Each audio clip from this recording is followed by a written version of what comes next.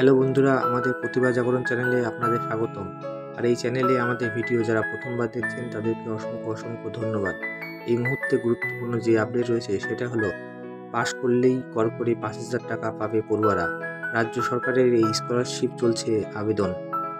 তবে মূল ভিডিওতে যাওয়ার আগে আপনাদের যেটা করতে হবে, আমাদের ভিডিওটি ভালো লাগলে আমাদের চ্যানেলটিকে অবশ্যই সাবস্ক্রাইব করবে, ভিডিওটি লাইক করতে একদম ভুলবে না, আর কমেন্ট করে জানাবে তোমাদের কেমন লাগলো, আর সব বন্ধুদের সাথে আমাদের ভিডিওটি অনেক বেশি করে শেয়ার করবে।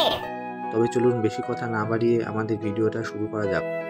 জনদরদী মমতা বন্দ্যোপাধ্যায় 2011 সালে তৃণমূল ক্ষমতা আসার পর থেকেই একাধিক জনকল্যাণ প্রকল্পের সূচনা করেছে রাজ্য সরকার।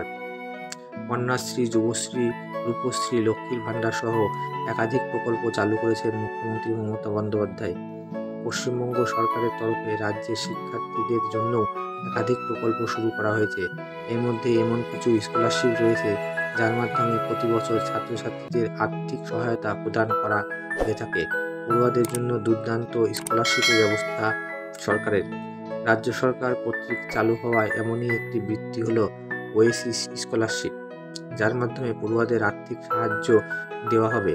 জানিয়ে রাখি, ওয়েসিস স্কলারশিপ রাজ্য সরকারের শ্রেণী কল্যাণ ও উন্নয়ন দপ্তরের তরফ থেকে এই স্কলারশিপ দেওয়া হয়। ইতিমধ্যে 2024-25 শিক্ষাবর্ষের জন্য আবেদন গ্রহণ শুরু হয়েছে। কারা আবেদনযোগ্য? শুধুমাত্র রাজ্যের সংখ্যালঘু ছাত্রছাত্রীরা, অর্থাৎ SC, ST ও OBC সম্প্রদায়ের পড়ুয়ারা এই স্কলারশিপের জন্য আবেদন করতে পারবে। জেনারেল কাস্টের পড়ুয়ারা এই স্কলারশিপের আবেদন করার যোগ্য নয়।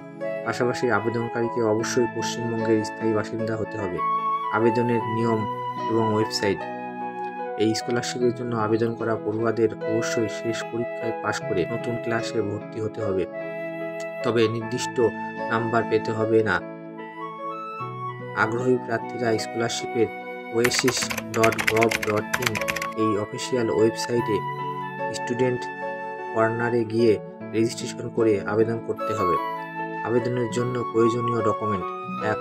আবেদন করার জন্য নতুন শিক্ষাবর্ষে ভর্তির প্রমাণ, ফি পেমেন্টের রসিদ। 2. জাতিগত শংসাপত্র, SC, ST, OBC সার্টিফিকেট। 3. মাধ্যমিক বা উচ্চ মাধ্যমিকের রেজাল্ট যদি প্রয়োজন হয়। 4. শেষ পরীক্ষার রেজাল্ট। 5. পারিবারিক আয়ের সার্টিফিকেট বা শংসাপত্র। 6. আধার কার্ড। 7. চালু ব্যাংকের অ্যাকাউন্টের আধার লিঙ্ক করা। 8. কালার ফটো ও 9. ফোন নাম্বার অবশ্যই জরুরি। তো আজকের ভিডিও এতটুকু পর্যন্তই। ভিডিওটি কেমন লাগলো কমেন্টে জানাবেন।